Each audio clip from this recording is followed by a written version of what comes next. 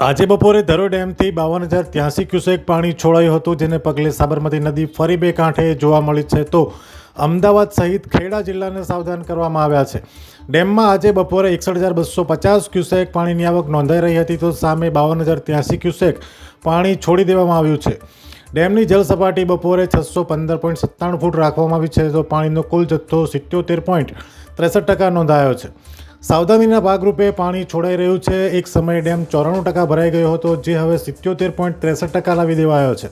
સાબરકાંઠાના ઉપરવાસમાં આજે ભારે વરસાદ પડ્યો હોય ધરોઈ ડેમમાં ભારે પાણીની આવક થઈ શકે છે. હાલ 4 દરવાજા 9.25 ફૂટ જ્યારે એક દરવાજો 4 ફૂટ ખુલ્લો રાખવામાં આવ્યો છે. અહેવાલ કશ્યપ રાવલ, રોનિત બારોટ, સટલાસણા. અમે તમને આપીશું પળે-પળના સમાચાર. જો તમે અમારા નિર્ભય માર્ગ ન્યૂઝ ચેનલને સબસ્ક્રાઇબ કર્યું નથી તો અત્યારે જ નીચે આપેલા આઇકોન બટન પર ક્લિક કરીને સબસ્ક્રાઇબ કરો અને શેર કરવાનું ભૂલશો નહીં.